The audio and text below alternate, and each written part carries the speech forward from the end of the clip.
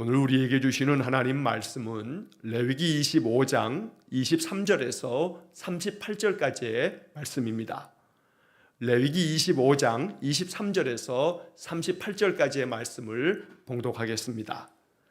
토지를 영구히 팔지 말 것은 토지는 다 내 것임이니라. 너희는 거류민이요 동거하는 자로서 나와 함께 있느니라. 너희 기업의 온 땅에서 그 토지 무르기를 허락할지니 만일 내 형제가 가난하여 그의 기업 중에서 얼마를 팔았으면 그에게 가까운 기업 물을 자가 와서 그의 형제가 판 것을 물을 것이요, 만일 그것을 물을 사람이 없고 자기가 부유하게 되어 물을 힘이 있으면 그 판 해를 계수하여 그 남은 값을 산 자에게 주고 자기의 소유지로 돌릴 것이니라. 그러나 자기가 물을 힘이 없으면 그 판 것이 희년에 이르기까지 산 자의 손에 있다가 희년에 이르러 돌아올지니 그것이 곧 그의 기업으로 돌아갈 것이니라. 성벽이 있는 성내의 가옥을 팔았으면 판지 만 1년 만에는 물을 수 있나니 곧 그 기한 안에 물으려니와 1년 안에 무르지 못하면 그 성 안의 가옥은 산자의 소유로 확정되어 대대로 영구히 그에게 속하고 희년에라도 돌려보내지 아니할 것이니라. 그러나 성벽이 둘리지 아니한 촌락의 가옥은 나라의 전토와 같이 물러 주기도 할 것이요 희년에 돌려보내기도 할 것이니라. 레위 족속의 성읍 곧 그들의 소유의 성읍의 가옥은 레위 사람이 언제든지 물을 수 있으나 만일 레위 사람이 무르지 아니하면 그의 소유 성읍의 판 가옥은 희년에 돌려보낼지니 이는 레위 사람의 성읍의 가옥은 이스라엘 자손 중에서 받은 그들의 기업이 됨이니라. 그러나 그들의 성읍 주위에 있는 들판은 그들의 영원한 소유지이니 팔지 못할지니라. 내 형제가 가난하게 되어 빈손으로 내 곁에 있거든 너는 그를 도와 거류민이나 동거인처럼 너와 함께 생활하게 하되 너는 그에게 이자를 받지 말고 내 하나님을 경외하여 내 형제로 너와 함께 생활하게 할 것인즉 너는 그에게 이자를 위하여 돈을 구워주지 말고 이익을 위하여 내 양식을 구워주지 말라. 나는 너희의 하나님이며 또 가나안 땅을 너희에게 주려고 애굽 땅에서 너희를 인도하여 낸 너희의 하나님 여호와이니라. 아멘. 자, 어제 주일 아침에 이 레위기 25장의 말씀을 시작하면서 어제 주일 아침의 말씀의 본문으로는 25장 1절로 7절까지 나오는 안식년에 대한 이야기를 나누었습니다. 어제 읽을 매일 성경의 본문의 말씀은 그 이후에 8절 이하에서부터는 희년에 대한 이야기가 나오게 되는데 이 희년에 대한 이야기는 사실 이스라엘 역사에 있어서 여러 번 시행된 것이 아니고 그저 몇 차례밖에 시행되지 않은 그런 제도가 됩니다. 희년이라고 하는 것은 안식년이 7번이 지나고 난 다음, 그러니까 안식년은 7년마다 찾아오는 게 안식년인데 또 이것이 안식년이 7번이 지나고 난 다음 그 다음 해, 그러면 7년씩 7번이면 49년이 되고 그 다음 해니까 50년째 해가 되는 것, 이게 바로 희년입니다. 그래서 50년마다 돌아오는 것이 희년인데 이 희년의 희자가 기쁠 희자입니다. 기쁜 해입니다. 그러니까 이 희년을 맞이하면 모든 노예들은, 종들은 다 자유를 얻게 됩니다. 종이 된다고 해서 평생 동안 종이 되는 것이 아니라 길게 잡아야 50년입니다. 50년이 지나면 희년이 되면 어떠한 이유 여하를 막론하고 모든 종들은 자유인으로 다 풀어주는 것이 희년의 법입니다.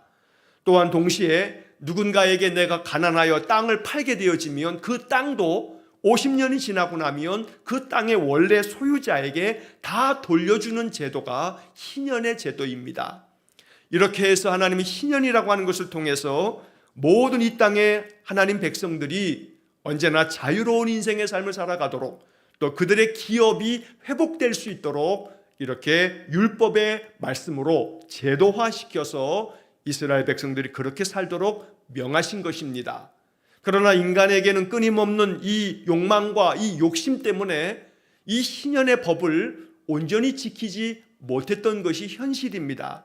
그래서 구약의 역사 가운데 희년은 그저 한두 번이나 진행됐을까 말까 한 그러한 유명무실한 그런 제도가 돼버리고 말았던 것입니다. 하지만 희년을 통해서 우리는 이 희년의 정신이 여전히 우리의 삶 속에도 계속해서 우리가 따라야 할 하나님 말씀이다 라고 하는 것을 우리가 배워야 되는 것입니다. 인간의 욕심은 끊임없이 자기의 소유를 늘리고 그 자기의 소유를 그저 다른 사람과 나누는 것에 있어서 매우 인색하고 어떻게든지 그 소유를 자손들에게 계속해서 대를 이어서 물려주는 것에만 관심이 있을 뿐, 하나님께서 주신 소유, 이것은 하나님께로부터 왔으니 하나님의 뜻을 따라서 그렇게 사용되어지는 것에 대해서 인간들은 그 마음에 안에 있는 죄성 때문에 하나님의 이 명령을 지키지 못하였던 것입니다. 자, 오늘 이 읽은 23절에서 38절까지의 말씀에서는 그 희년의 제도 가운데서 땅에 대한 문제, 토지에 대한 문제를 말씀하고 있는 그런 내용들입니다. 자, 본문의 말씀을 우리가 좀 이렇게 살펴보면서 이 말씀들의 뜻이 무엇인지를 우리가 먼저 파악하고 이 말씀이 담고 있는 참된 정신이 무엇인지, 하나님 뭘 바라고 이런 말씀을 하신 것인지를 생각해 보아야겠습니다. 자, 23절의 말씀을 보면 토지를 영구히 팔지 말 것은 토지는 다 내 것임이니라. 땅은 하나님께서 이 말씀을 통해서 팔지 못하도록 명하신 것입니다. 왜냐하면 오직 땅은, 이 세상의 모든 땅은 하나님 것이다. 물론 땅뿐만이 아니고 세상의 모든 만물은 하나님께서 지으셨으니 하나님의 것이지만 하나님이 특별히 우리 인간들에게는 땅은 하나님께 속하여 있으니 이 땅을 너희들이 사사롭게 아주 영원토록 사고 파는 그런 행위를 하지 말아라 라고 말씀하는 겁니다. 사실 이러한 말씀들이 오늘날 이 현대사회에서도 종종 제도적으로 이러한 방법을 만들어야 한다 하는 그런 이야기들을 하는 그런 학자들도 있습니다. 그러한 이야기 중에 하나가 토지 공개념이라고 하는 그런 말입니다. 토지 공개념이라고 하는 것은 이 토지라고 하는 것이 자신의 재산의 수단으로 삼지 아니하고 토지는 모든 사람들이 공적으로 함께 이용해야 되는 거다라고 하는 개념으로 제도를 만들어야 한다는 그런 주장들도 간혹 지금도 이렇게 나오고 있습니다만, 그러나 그것이 법제화되지 못하는 것이 현실입니다. 자, 이 23절의 말씀을 통해서 사람들이 땅을 밟고 살아야 하고 땅에 집을 짓고 살아야 되기 때문에 그 땅을 누군가가 이것은 내 것이라고, 영원히 내 것이라고 자기 소유를 주장하게 되면, 그러면 그 삶의 터전이 되는 땅을 잃어버리는 것이 되기 때문에 사람인들이 살아갈 수 없어서 땅은, 토지만큼은 영원히 팔 수는 없다라고 이렇게 하나님께서 명하신 것입니다. 그러면서 말씀하시는 것이 23절 그 하반절에 너희는 거류민이요 동거하는 자로서 나와 함께 있느니라. 자, 여기 거류민이라고 하는 번역은 새번역 성경에서는 너희는 다만 나그네이며 라고 번역합니다. 나그네라고 번역한 겁니다. 자, 그 다음에 동거하는 자로서 라고 되어 있는데 새번역 성경의 번역을 보면 임시 거주자라고 이렇게 번역했습니다. 다시 말하면 너희들이 세상을 살고 있지만 너희들은 이 땅에서 나그네 같은 존재이고 임시 거주자에 불과하다. 너희들이 살아있는 동안에는 그 땅에서 살지만 너희들이 세상을 떠나 죽으면 너희들은 잠시 그 땅에서 임시 거주하고 있는 임시 거주자 아니냐. 너희들은 잠시 그저 있다가 떠나가는 나그네 같은 존재다. 그러니 땅을 자기 자신의 소유라고 주장하는 것은 안 된다. 이렇게 하나님께서 명령하고 계시는 겁니다. 자, 그래서 이 말씀을 통해서 하나님께서는 우리에게 이것을 가르쳐 줍니다. 우리 모든 인생은 다 나그네 같은 인생이다. 우리는 모두가 다 임시 거주자일 뿐이다. 그래서 이 세상에서 그저 내 것이라고 끊임없는 탐욕 가운데 욕심을 부리면서 내 것 하면서 살지 말아라. 바로 이것이 이 말씀에 담겨져 있는 하나님의 뜻입니다. 그래서 이것이 이제 그 다음에 우리가 35절 이하의 말씀에서 보겠습니다만 결국 이웃과 함께 살아가는 그런 세상을 만들어가는 것, 특히나 가난하고 연약한 이들을 향한 긍휼의 마음을 품는 것, 이게 하나님께서 이러한 율법을 통해서 우리에게 명하고 계시는 하나님의 말씀이 됩니다. 자, 그 다음에 이어지는 24절의 말씀을 보면 이제 기업 물을 자에 대한 이야기가 여러 구절에 대해 걸쳐서 길게 이제 설명되고 있습니다. 자, 24절에 너희 기업의 온 땅에서 그 토지 무르기를 허락할지니, 25절 만일 내 형제가 가난하여 그의 기업 중에서 얼마를 팔았으면 그에게 가까운 기업 물을 자가 와서 그의 형제가 판 것을 물을 것이요. 자, 여기서 기업을 무른다라고 하는 말이 나옵니다. 우리가 이 기업을 무르는 거, 토지를 무르는 거라고 하는 것은 룻기를 읽을 때에 룻기에서 우리가 기업 물을 책임이 있어서 바로 이 룻의 가정, 바로 나오미의 가정에 대해서 보아스가 내가 기업 물을 자의 책임을 다하겠다는 그런 이야기를 룻기 3장과 4장에서 우리가 읽은 바가 있습니다. 자, 기업 물을 자, 이게 히브리 말로는 고엘이라고 하는데, 이 고엘이라고 하는 제도는 바로 기업 물을 자, 바로 내 기업을, 나의 땅과 나의 집과 나의 하나님 소유들을 되찾아주는 사람, 바로 이것이 이 고엘이라고 하는 기업 물을 자에 대한 그런 설명들이 됩니다. 자, 가난하게 돼서 내 땅의 일부를 다른 사람에게 팔았습니다.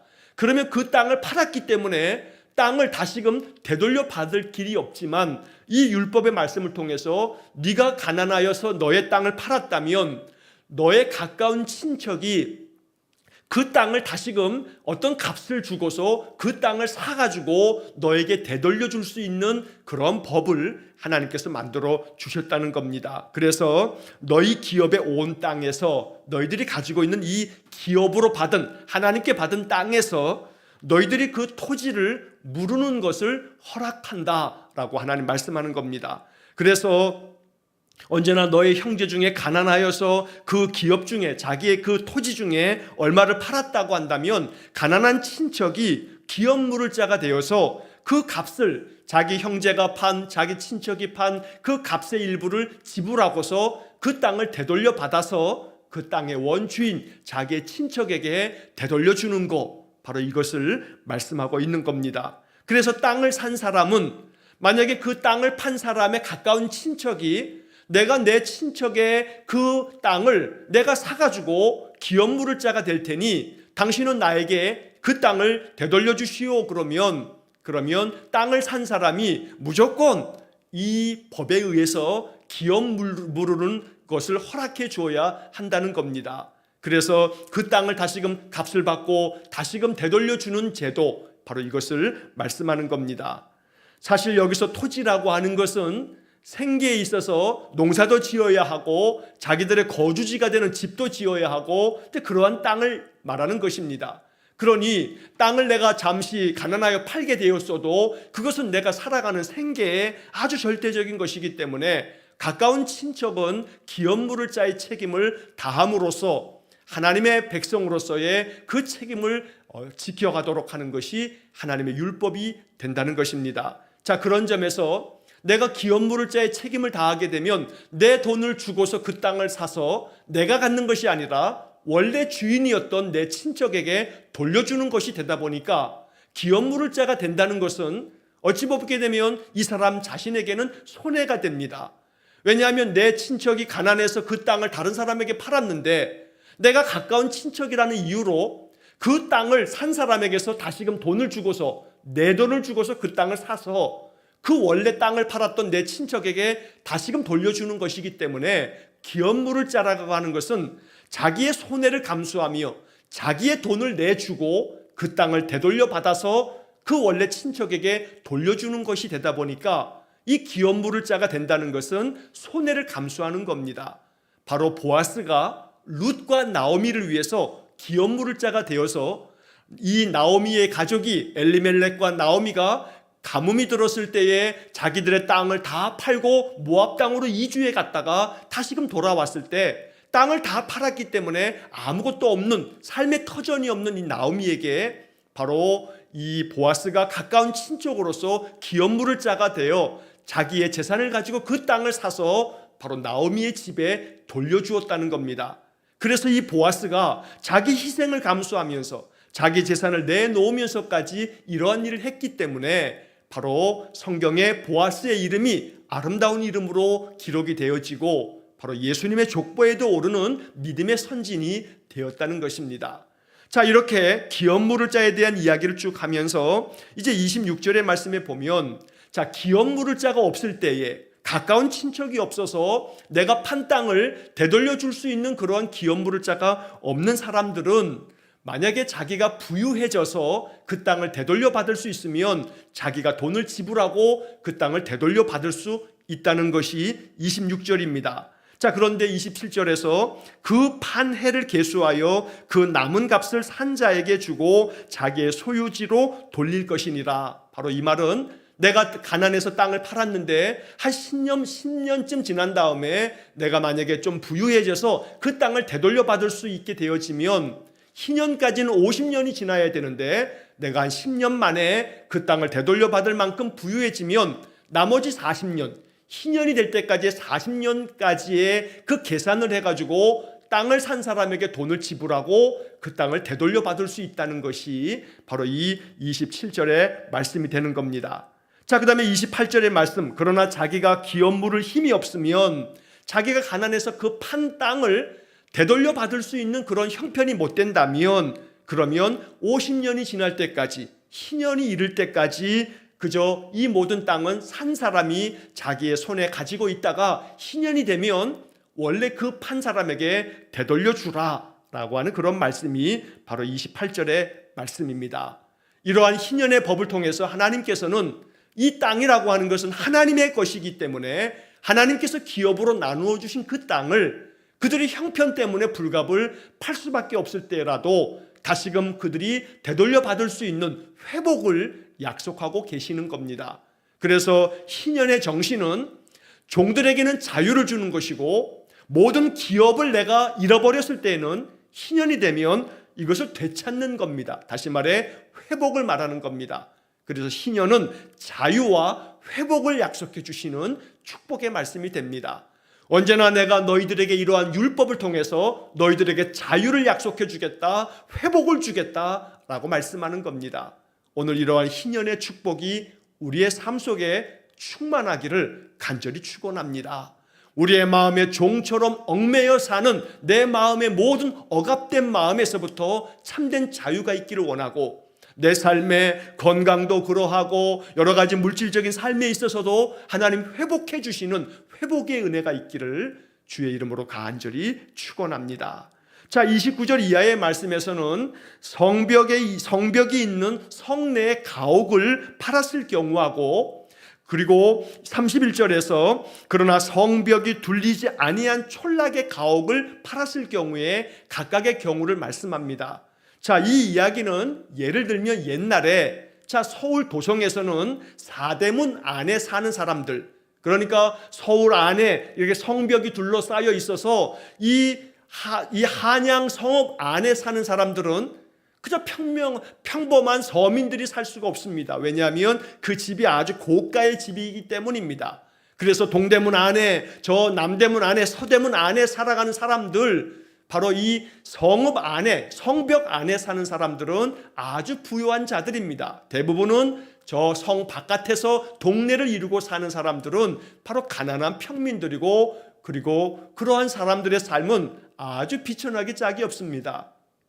바로 이 이야기는 그런 겁니다. 성벽이 있는 성내에 가옥을 가지고 있는 사람들, 그저 이 사람들은 넉넉한 사람들입니다. 일시적으로 자기들의 그 가옥을 팔았을 경우에는 1년 동안은 그것을 되돌려 받을 수 있는, 그래서 값을 지불하면 되돌려 받을 수 있지만 그러나 30절의 말씀에 1년 안에 이것을 다시금 무르지 않으면 그러면 이 가옥은 산자의 소유가 되어진다. 또한 동시에 30절 하반절에 보면 이렇게 판 그 가옥은 영원토록 산 사람의 소유가 된다 라고 말하는 겁니다. 왜 그러냐 하면 이것은 바로 부요한 자가 일시적으로 자기 어떤 것을 팔았을 경우에는 그 사람은 성벽이 둘러싸여져 있는 그 성 안에 살 만큼 여유 있고 풍성한 사람이기 때문에 자기의 그 소유를 팔았으면 그걸로 끝나는 것이지 되돌려줄 이유가 없다라고 말씀하는 겁니다.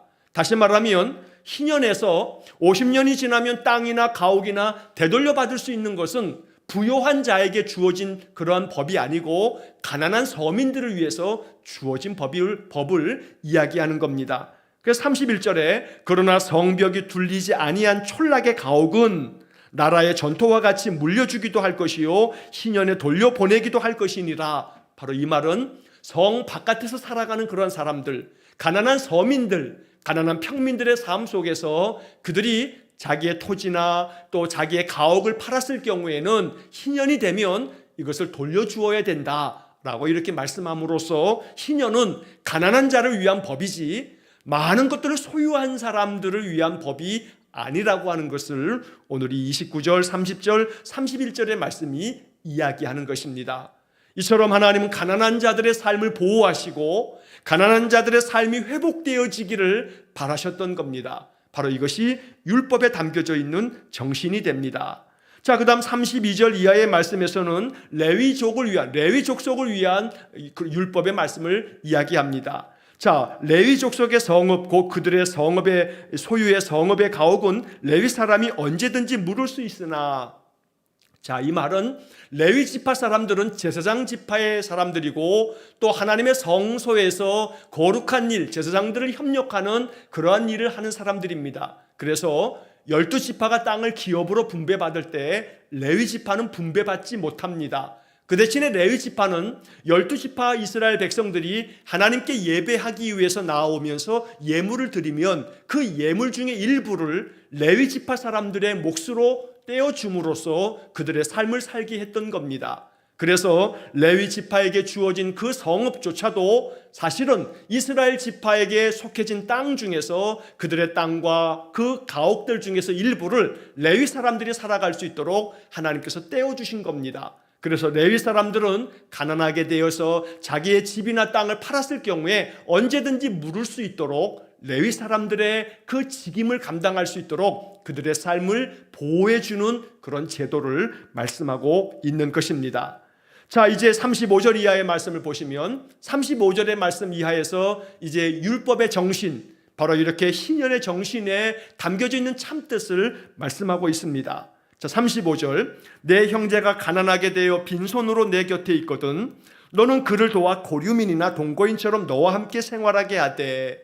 자, 내 형제들 중에 가난하게 된 사람들, 이 가난하게 된 사람들이 너희 곁에 있다면 그들과 함께 생활할 수 있도록 그들을 도와야 된다라고 말씀하고 있습니다. 36절에서 너는 그에게, 가난하게 된 사람에게 이자를 받지 말아라. 그에게 필요한 것들을 구워준다면 이자를 받지 말고 너의 하나님을 경외하여 너의 형제로 너와 함께 생활하게 할 것인즉. 자, 여기 35절과 36절의 마지막 부분에 보면 너와 함께 생활하게 하되, 너와 함께 생활하게 할 것인즉 이런 말씀이 반복됩니다. 함께 살라는 겁니다. 이게 바로 어제도 말씀드렸던 상생의 법입니다. 힘 있는 자와 힘이 없는 자, 가진 자와 가지지 못한 자들이 서로 아름답게 함께 생활하도록 하는, 함께 살 수 있도록 만들어주시는 것이 하나님의 율법의 뜻이었던 겁니다. 그래서 오만하게 자기가 힘이 있다고, 또 아주 교만하고 거만하게 자기가 더 많이 가졌다고 힘없는 자들, 가지지 못한 자들에 대해서 억압을 하거나 그들의 것을 착취하지 말고 그들과 함께 생활하게 하라 라고 하는 것이 하나님 말씀입니다. 그러나 욕심 많고 탐욕에 가득한 인간들은 절대 이 말씀에 순종하지 못하였던 것입니다. 오늘날도 마찬가지입니다. 오늘날 가진 자들이 자기의 것들을 조금이라도 나눌 줄 안다면 이 세상은 아마 모두가 함께 살 수 있는 그런 세상이 될 것입니다. 그러나 가진 자들이 자기의 것들에 대한 그 탐욕을 내려놓지 못하기 때문에 부익부 빈익빈이 더 심화되어지는 양극화 사회를 계속해서 우리가 살아가고 있는 것입니다. 자, 그래서 37절의 말씀에 너는 그에게 이자를 위하여 돈을 구워주지 말고 이익을 위하여 내 양식을 구워주지 말라. 이익을 위해서 너의 양식 구워주지 말고 이자를 받겠다고 돈을 구워주지 말아라. 그들이 가난하면 그들의 삶을 돕기 위해서 네가 그들에게 잠시 빌려줄 수 있는 것이 있다면 너의 형편 안에서 네가 도울 수 있는 것들을 함께 돕는 그런 마음을 가지라고 이웃 사랑의 정신을 담아서 말씀하고 있다는 것입니다. 물론 이러한 것들을 아주 악용하는 그러한 못된 인간들이 있기 때문에 경계가 필요합니다. 사기를 치는 인간이 너무나 많은 세상이기 때문에 그저 아무런 것도 없이 그저 다 모든 사람이 나갔거니 하고서 돕는 것이 지혜로운 것은 아닙니다. 왜냐하면 그렇게 되면 모든 사람이 나 같은 마음이겠지 하다 보면 언제나 그러한 자들에게 참으로 이용당하거나 사기를 당하는 악한 세상이기 때문에 분별할 줄 아는 지혜가 물론 필요합니다. 그러나 중요한 것은 오늘 이 말씀이 담고 있는 사랑의 마음, 함께 살 수 있는 그러한 세상을 위해서 나눌 줄 아는 그러한 따뜻한 마음, 바로 그 마음을 하나님 말씀하고 있다는 것입니다. 마지막 38절에 나는 너희의 하나님이며 또 가나안 땅을 너희에게 주려고 애굽 땅에서 너희를 인도하여 낸 너희의 하나님 여호와이니라. 내가 너희들 종되었던 애굽에서 이끌어내어서 자유를 주었지 않느냐. 그러니 너희의 종들이 그저 50년 동안은 너희를 섬기게 하여도 50년 희년을 맞이하면 그들에게 기쁨의 해가 되도록 그들에게 자유를 주어라.